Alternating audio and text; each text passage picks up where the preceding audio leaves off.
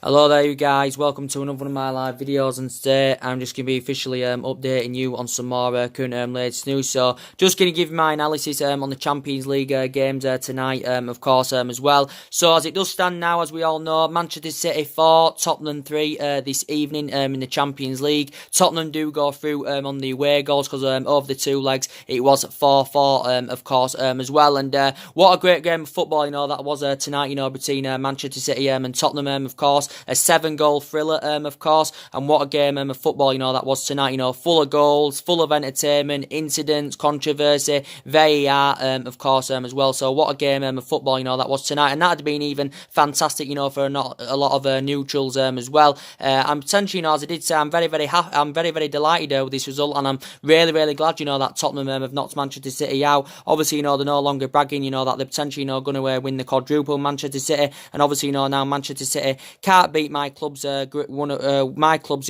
greatest achievement that we did do back in 1999, of course, when Manchester United won the treble, which was potentially 20 years ago. Manchester City, of course, could can still potentially win the treble. Obviously, they've already won the Capital One Cup this season. Obviously, they're in the FA Cup final as well, and of course, they are still in the title race, Manchester City. So potentially, they could still win the treble, Manchester City as well. Did see highlights of the game tonight, between Manchester City and Tottenham. The goals, I think Raheem Sterling got 2 goals for Manchester City. He also got 2 goals at the weekend in the league against Crystal Palace. Heung-min Son tonight, scoring twice as well for Tottenham. I think Llorente got Tottenham's third, and I think the other 2 goals for Manchester City were Bernardo Silva and Sergio Aguero, and I think it was like 3-2 in the first in the opening 20 minutes of the game, of course, as well. So what an entertaining game of football. That's got to be classified as one of the greatest Champions League matches of all time, or the greatest Champions League match for a very long time indeed. You wouldn't have expected 4-3 to be quite honest with you,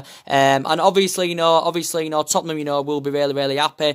Obviously Tottenham have got now Ajax in the semi-finals, and for me Tottenham are definitely capable of progressing past Ajax, even though Ajax did knock Juventus out in the previous round. And Ajax have got a great young team. I think they've got one of the best academies in world football, to be quite honest with you. So I think potentially now a lot of people will be favouring a Tottenham-Barcelona Champions League final, of course, as well. Liverpool, of course, have won tonight away at Porto comfortably by 4 goals to 1 as well. Obviously, over the 2 legs, it ended 6-1 on aggregate, because obviously, Liverpool won the first leg by 2 goals to 0 against Porto as well. So that's going to be interesting as well. Liverpool-Barcelona semi-final as well. So potentially, Liverpool may be capable of beating Barcelona, because I know Barcelona are a well-established club. They've got great players. They've still arguably, got the best player in the world, through Lionel Messi, of course, Barcelona. But they are a very good team, Barcelona. Yeah, they are still one of the best teams in the world. But I just don't think they are on that elite level as there was like 9 or 10 years ago. So that means obviously they're not as good as they used to be, but they're still arguably, the best team in the world, of Barcelona. So potentially it could be an all English final. It could be a Liverpool and Tottenham final. I think a lot of neutrals, a lot of football fans as well, would want to see an English final, of course, as well. And it could be a Liverpool Tottenham final, to be quite honest with you, as well indeed. So potentially, Tottenham I think have been doing really well recently, to be quite honest with you. I think Tottenham have got a pretty decent squad, of course, as well. Obviously reflecting on the first leg against Manchester City, it was only 1-0 at Tottenham's ground. Obviously, I think Tottenham have done really well recently. I think so far at their new ground, I think they've won 3 out of 3 at their new ground. They haven't yet conceded a goal. And obviously, when they did beat Manchester City in the first leg at their new stadium, Tottenham, that was actually their first European game there. So obviously, that was a great memorable night for Tottenham as well. And Heung-min Son also scored in the first leg as well for Tottenham. Tottenham also won comfortably at the weekend in the league against Huddersfield, by 4 goals to 0. Of course, Lucas Moura, getting an hat-trick in that as well. So yeah, for me, obviously, Barcelona, of course, are going to be, the favourites to win the Champions League, of course, as well. They're going to be the favourites of Barcelona. I think at the moment, they've won it 5 times with Barcelona. Of course, they're going to win the La Liga as well, Barcelona. This is going to be their fourth La Liga, of course, in 5 seasons as well. But Liverpool, have got a chance, winning the Champions League. Don't underestimate Liverpool. I know they're coming up against a great team of Barcelona, but Liverpool have done really, really well this season. Of course, obviously from Liverpool's preference, obviously, they'd like to win Premier League and Champions League. But obviously, if Liverpool had to choose, obviously, they'd rather win the Premier League, of course, because obviously Liverpool have already won the Champions League 5 times. But Liverpool have obviously, never won the Premier League since it got founded in 1993. Obviously, they haven't won it all in all, for nearly 3 decades. Of course, obviously at the moment they're on 18 all first divisions. So if Liverpool were to win it this season, they would be on 19, of course, as well, Liverpool. But Liverpool have done really, really well this season, to be quite honest with you. I think they've got good players at Liverpool. They invested well last summer as well. I think they got about 5 players, last summer did Liverpool. But they've got a great team. They addressed the deficiencies, with the signing of Virgil van Dijk. I think, Salah's a great player for me, one of the best in the Premier League in terms of an attacking intent, his work rate, his physicality, his finishing is absolutely fantastic indeed. So I'm a big fan, of Mohamed Salah, to be quite honest with you. I think Firmino's a very, very good player as well for Liverpool, and Mane is very, very good. I don't think he's on like the same level as Salah, Mane, but I think it could take Mane maybe a couple of years to emulate to Salah's level. But Mane can still score goals, he can provide, and he can create opportunities as well. So I do really, really like Sadio Mane, to be quite honest with you. And I think, recently, Jordan Henderson has really, really stepped up for Liverpool as well. I think he's really stepped up. I think Fabinho as well, he's fulfilling his position in the Liverpool squad, really, really well. I think there's a lot of tempo to his play as well. He's getting more involved, this Fabinho. I think Naby Keita, recently has been in pretty decent form for Liverpool as well. Obviously, he hasn't been the best player, but, he has been in pretty decent form for Liverpool as well. So, potentially, Liverpool, obviously, focusing on the league and reflecting now on the league, it's obviously definitely between City and Liverpool, and Liverpool are potentially, the favourites. Obviously, City, if City win every game from now till the end of the season, of course, Manchester City are champions. But if you do look at the running, of course, Liverpool for me now in these remaining games in the league haven't got any difficult fixtures, and on paper Liverpool, should win all of them. Obviously, their pivotal game, Liverpool's pivotal game and toughest game, obviously, was at the weekend against Chelsea, and Liverpool, won the game by 2 goals to 0, of course. So that was a pivotal game. Liverpool had to win, to keep their title ambitions alive, and Liverpool, did win that game, of course, as well. So for me, I think definitely, Liverpool are now favourites to win the league. But look at Manchester City. Manchester City have still got to come Manchester City have got to come to Old Trafford. They've still got to play Tottenham in the league this weekend as well. So one of them games, Manchester City, could potentially drop points as well. So for me, I think, potentially now, I think Liverpool are going to win the league, of course, as well. But as I did say, what a game of football, that was tonight, between Manchester City and Tottenham. No one would have thought in a million years that was, there was going to be 7 goals in the match. No one thought it was going to be 3-2 after the 20th minute mark, of course, as well. That Heung-min Son's a really, really good player for Tottenham. I do really, really highly rate Heung-min Son, to be quite honest. I think he's a really, really good player. I think Tottenham have got a pretty decent squad. I like Dele Alli, I like Christian Eriksen, I like Lucas Moura. Toby Alderweireld can play alright sometimes. I like Alderweireld as well. So yeah, Tottenham have got some good players in their team as well. So potentially, yeah, so that's your Champions League and match reaction, of course, as well. Just wanted to give you guys an update on. But of course, as I did say, reflecting on yesterday night's game, against Barcelona, all you guys know, I support Manchester United, I was very, very disappointed indeed, to be quite honest with you. And I'm just disappointed with my club at the moment, we're showing no fight, we're showing no passion, we're lacking desire. For me, there's just no leaders in the team, to be quite honest. And I think yesterday's result is a reality check, for my club, Manchester United. And I think now we are making plans for the summer, of course. I think we are expected, to orchestrate a big summer clear out. And potentially, maybe up to 8 players, could leave Manchester United this summer as well. Because let's be honest, our recruitment policy is shit. So we've got to be ruthless in this summer transfer window. Ole Gunnar Solskjaer wants to bring at least 5 new additions, to Manchester United this summer. Reports have been saying that we're going to get around £250 million to spend this summer as well. Obviously, we know the club are obviously looking to hire a director of football to come in, because obviously, as I did say, Ole Gunnar Solskjaer needs back in this summer, and obviously we need to get a director of football to come in, to change the structure of the club as well. But we've got to get the right players that have got the ability to elevate Manchester United at least in the next 2 to 3 years, and we've got to get the right players, with the right mentality, and get the right players, and get the right players, who've got the ability to elevate us in the next 2 to 3 years, and the right players, that can get us back to being a competitive elite level football club. But I think it could take Manchester United a couple of years, to get back to that elite level, as we was under Alex Ferguson as well. But analysing that game yesterday against Barcelona, Ole Gunnar Solskjaer, of course, had made 3 changes in the game yesterday against Barcelona. From the first leg, he'd made 3 changes, and potentially for me, I thought the first 10 minutes of that game, I thought Manchester United, started really, really well. The opening 10 minutes, we created opportunities. Rashford hit the crossbar in the first minute, or was it the first couple of minutes of the game? But potentially, we just were. If you look at reflect on the both legs, Manchester United didn't create enough chances. We weren't clinical enough at the pivotal moments, of course. And as I did say, when you're coming up against a great team like Barcelona, and you don't take your chances, you're not clinical enough. The margins are very, very thin indeed. And obviously, as I did say, I thought 2 of Barcelona's goals, were 2 individual mistakes. And 2 of Barcelona goals, were 2 individual mistakes from Manchester United. 2 of their goals were. The first one was from Ashley Young, of course, as well, losing the ball. Losing the ball far too easily. Lionel Messi gets it, nutmegs Fred, and it's an absolutely fantastic finish indeed from Lionel Messi. And for my own preference, I don't know why Ashley Young, was starting. For me, Ashley Young needs to be dropped, and I think Ashley Young needs to leave Manchester United this summer, as I do keep saying, because he's making the same mistakes, week in, week out is Ashley Young, and he has been a good servant to the club as Ashley Young. He's been here about 8 years now, of course, but it was bad business from Manchester United, giving him a new 1-year extension, because he just loses the ball far too easily now. He's too predictable. He gets exploited far too easily as well. And by the time his new 1-year extension expires, Ashley Young,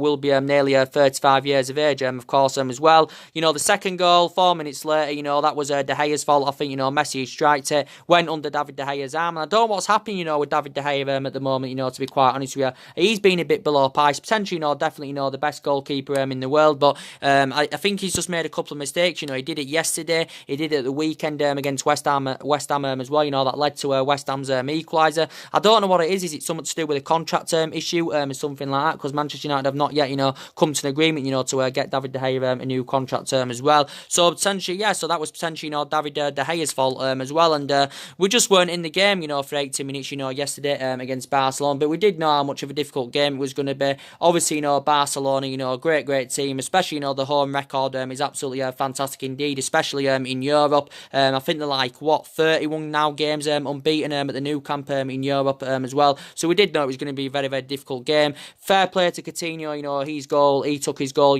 really, really well in the second half as well. What a fantastic goal. As I think it was a curling shot, went straight past David De Gea as well. But looking at that game yesterday, was a lot of bad individual performances, as I said. Rashford, were really, really poor yesterday. And for me, Rashford is not on that level yet, and he hasn't graduated to that level. He has sustained quite a few injuries, and I think it's taken its toll, and it has had a bad effect on Rashford's game, to be quite honest with you, because I think he's still in the process of developing.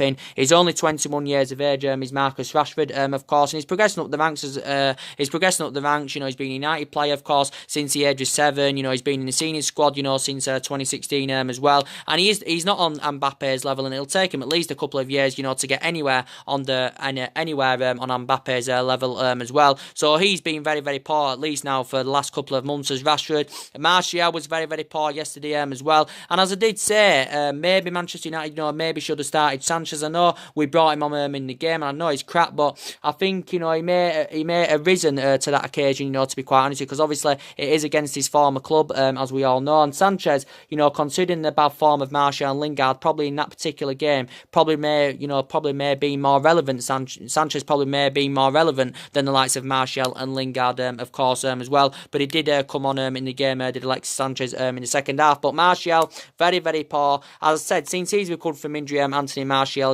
he hasn't been playing really, really well either. Earlier on in the season, Martial, was in really, really good form. Again, he's still only young. He's 23, of course, and he has still got immense talent. Jesse Lingard, of course, as well. He's been very, very poor for the last couple of months as well. I haven't been impressed with his performances either.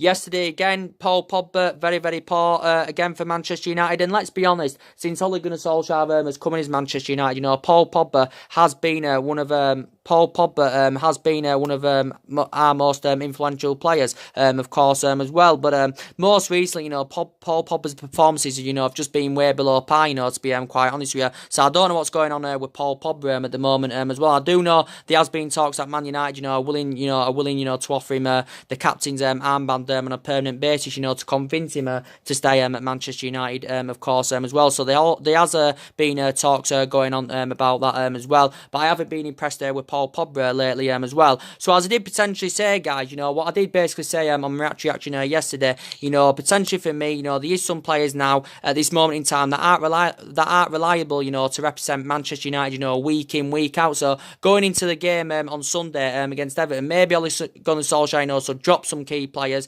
I think on Sunday, Ole Gunnar Solskjaer does need to rotate, to be quite honest with you. But again, yesterday I thought Chris Smalling and Phil Jones were very, very poor as well. I think they were getting exposed far too easily in our back line. And for me, Chris Smalling and Phil Jones shouldn't be Manchester United players.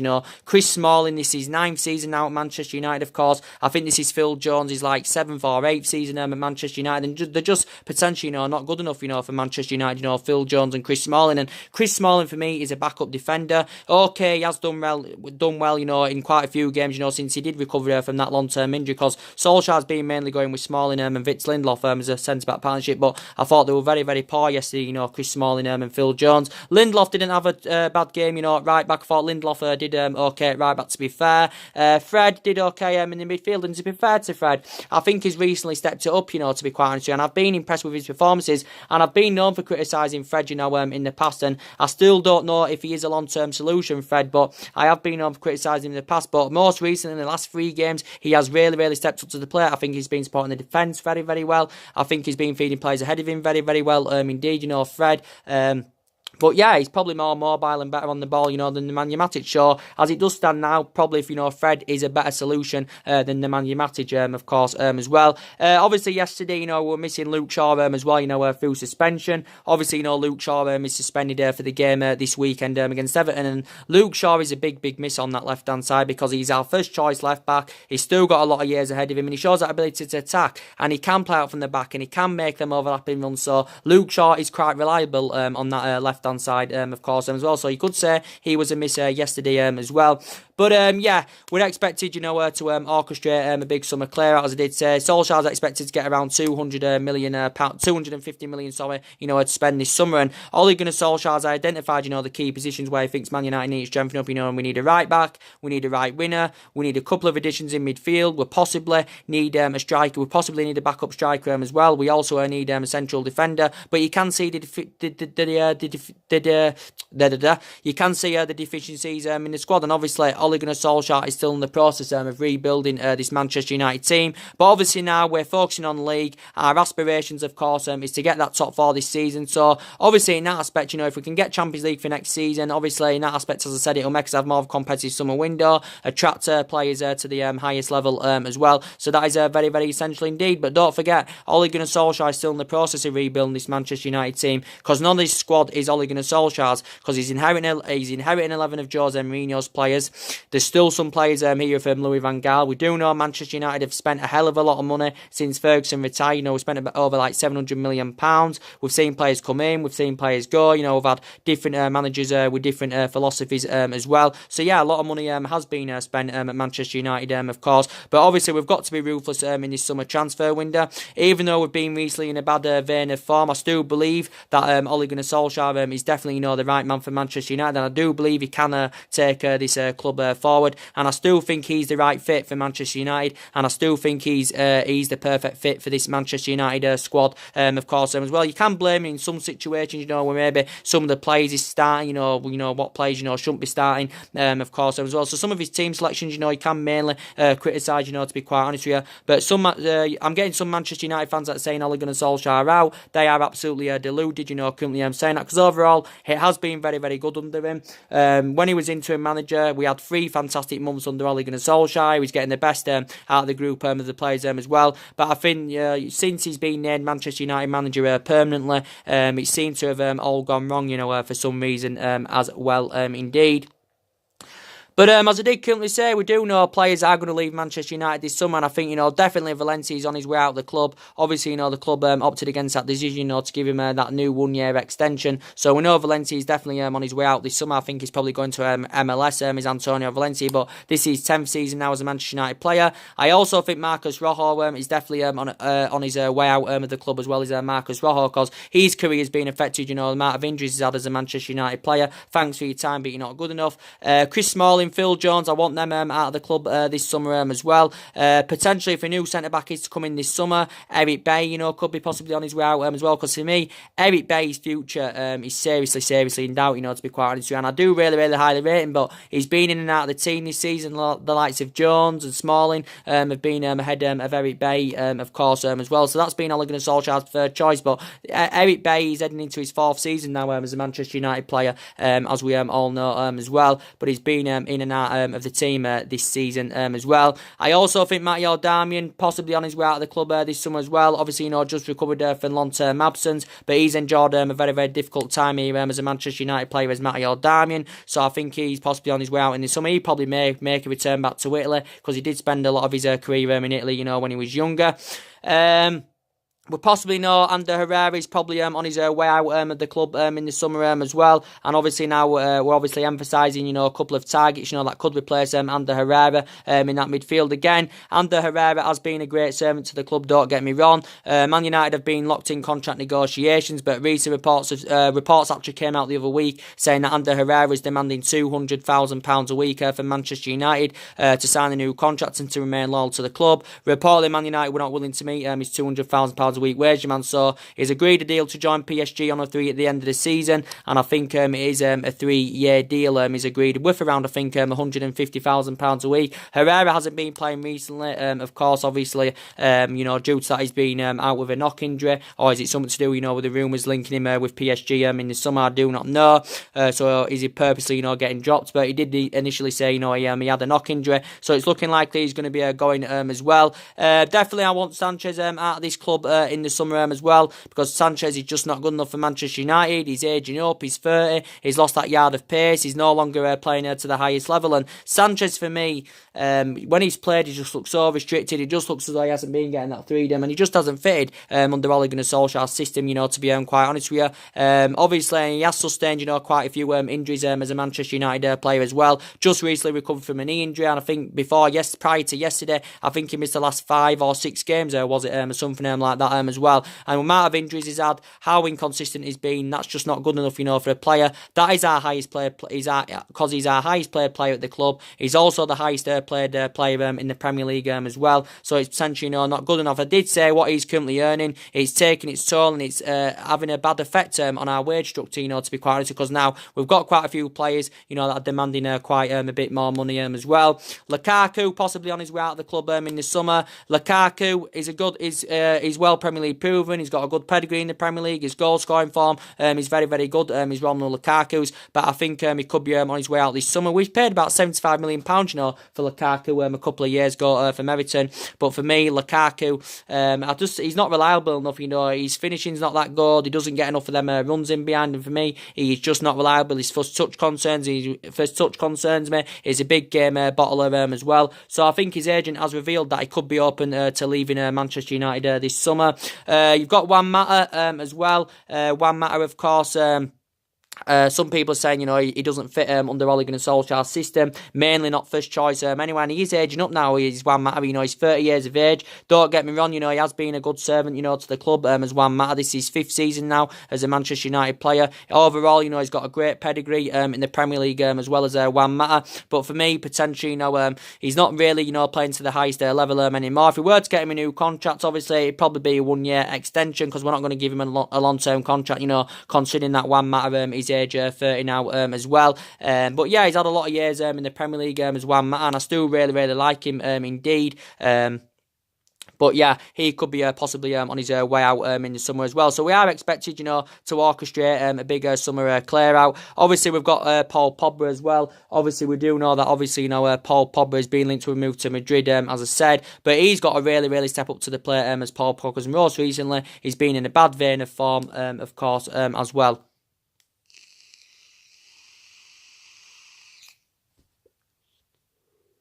He's been in a bad vein of form as Paul Pogba as well, so he's got to really step up to the plate. Reports came out the other week, he said he was demanding 500 grand a week, to sign a new contract with Manchester United as well. Obviously, we heard reports the other week about Rashford as well, demanding £300,000 a week from Manchester United, if he is to sign a new contract. And he did say Rashford was in advanced talks with the club over a new 5-year deal, worth around 300 grand a week. In his current deal at the moment, he's only on £80,000 a week, and he still remains under contract till 2020 in his current deal, with an option of a further year. So if this new contract, was to process, his wages would increase by nearly 4 times, of course, Marcus Rashford's as well. So you can see that quite a few players, demanding, quite a bit more money now, to stay at Manchester United, of course, because Rashford has attracted interest, from the likes of Real Madrid and Barcelona, of course, as well.